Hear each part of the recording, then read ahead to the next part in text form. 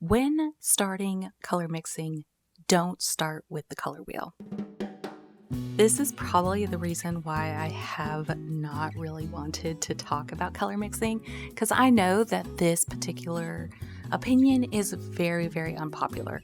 Pretty much every book that you start with, every video, every course that you start with when it comes to watercolor, they're going to start with a color wheel and they're going to say, this is how you learn color mixing. Before you type in the comments below, before you start arguing with me, I really encourage you to listen to this entire video.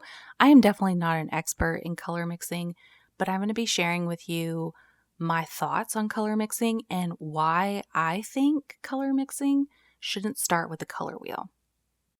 So hear me out through the entire video before you make an assumption.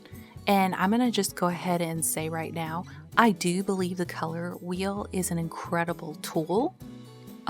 For artists, I use it all the time. I actually have one that I created specifically with all of my paint colors to fully understand how it works. But I don't feel like it's the first thing you should do when you approach color mixing. It's not very helpful if you don't understand how it actually works. So I'm going to put on my nerdy cap for a second. I have a master's degree in elementary as well as early childhood. And one of the things that always used to frustrate me about teaching specifically was that I felt like there were a lot of holes when it came specifically to teaching phonics and then reading. I can't tell you how many books we were recommended to basically have our kids read that were not age appropriate for someone who is first starting out to read. And I kind of feel like the color wheel is very, very similar to that in the art realm. Reading is fantastic, and so is the color wheel to kind of put the two on par. But if you don't know how to read or you don't understand how sounds are broken up, such as phonics, such as A can say A as a long vowel or A can say ah as short A and stuff. If you don't understand those, you're not going to be able to read effectively.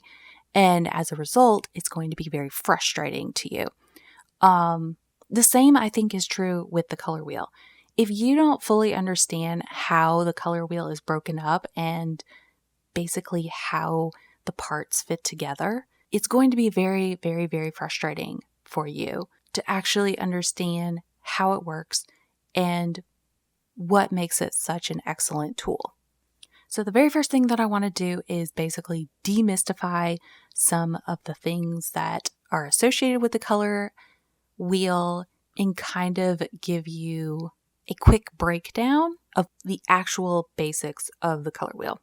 So the very first thing that you probably learned in elementary school was that every color in the color wheel starts with 3 primary colors. And a lot of times in elementary school, they would say they're red, yellow, and blue.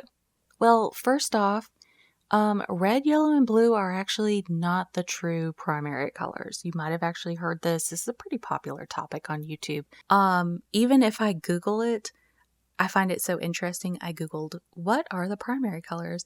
And Google will even say red, yellow, and blue are the primary colors. Now, technically, this is correct. But if you really, really get down to the nitty gritty, magenta is a red color, but magenta would actually be a better primary than red.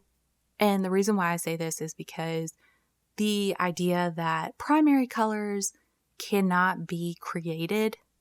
You have to start with the primary color. You can't take 2 other colors and mix a primary color. Well, you can actually easily mix red with magenta and a yellow.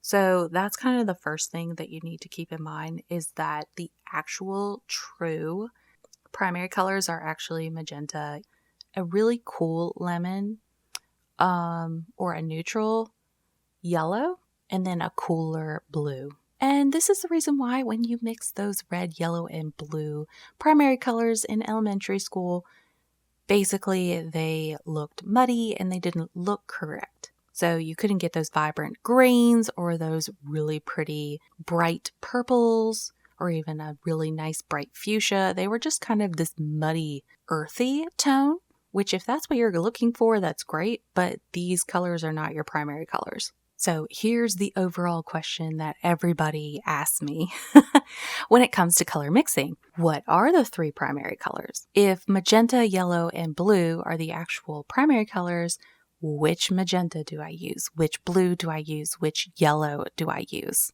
And that's why I actually don't like to start with the color wheel, because what is the point of you learning how to basically set up and use a color wheel if you don't even know what your first primary colors are going to be? So first, let's determine what colors you actually want to use in your color wheel, or what three colors that you want to use for starting out this color mixing journey. So before I jump into that, I want to first talk about paint properties. I have a whole course on this where I really dive into this, but for sake of the video and time length, I'm just going to share with you really quickly 6 paint properties to consider when you are first starting watercolor. So I'm sure a lot of you have heard the terms transparent and opaque. This is very true in watercolor. It's one of the reasons why watercolor is so incredible, because unlike oil or acrylic, watercolor paints can basically dye the paper and allow the white of the paper to shine through. Those would be transparent colors. Opaque colors, however, they actually create a chalky appearance over the top. So they kind of act like, in my opinion, a more diluted acrylic paint. A very popular type of watercolor that is exclusively like only opaque. It has varying different degrees, but it is still considered opaque watercolor would be gouache. So that is one paint property that we really have to consider. Another big paint property that we have to consider is granulation. Some paints actually leave textures on your paper and can basically merge with other paints in unique ways. So that's another property that we have to consider. A third property that we have to consider is staining strength. Basically, how hard does a paint adhere to the paper? This is really good to understand when you're talking about glazing. And then the fourth paint property that we have to consider is pigment. Some paints are made with dyes and some paints are made with pigments, and specifically the ones that are made with pigments. I'm not going to tackle dyes today, but specifically the ones that are made with pigments, they can either have one pigment, which these particular paints are typically called pure pigments, or they can have 2 or more. Next, we have mixability. Some paint colors will mix really well with other colors, and others kind of don't like to play nice.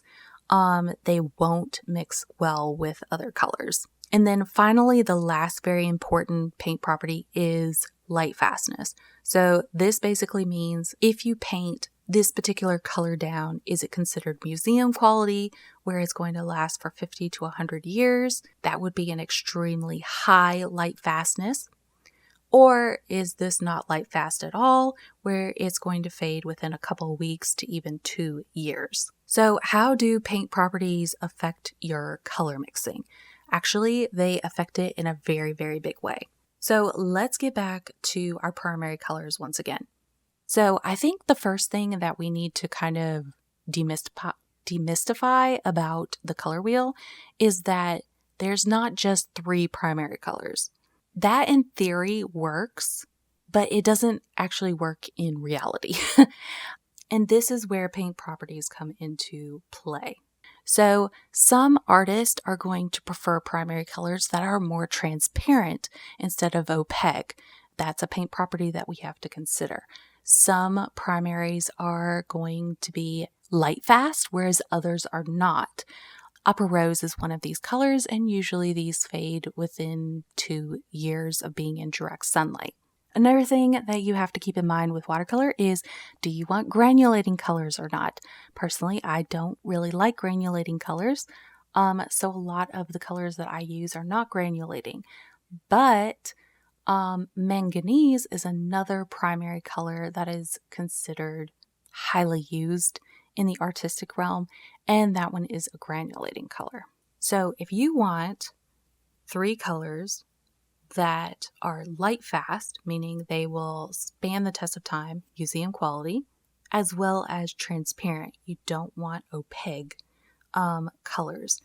Your traditional 3 combo is going to be permanent rose, a neutral yellow, I'm going to be using Winsor yellow, and then a cool blue, which for me, I'm going to be using Winsor blue green shade, but if you're using Daniel Smith, it would be a Phaleo blue green shade. This is typically the 3 colors that you find in traditional watercolor. Personally, I like to keep things really simple, and I create a little chart usually in a watercolor journal or on a scratch piece of paper that is watercolor paper. And I call this mixing chart the Triplex mixing chart. You can call it whatever you want. But for me, it kind of just means I'm mixing 3 colors and I'm not going to put them into a color wheel.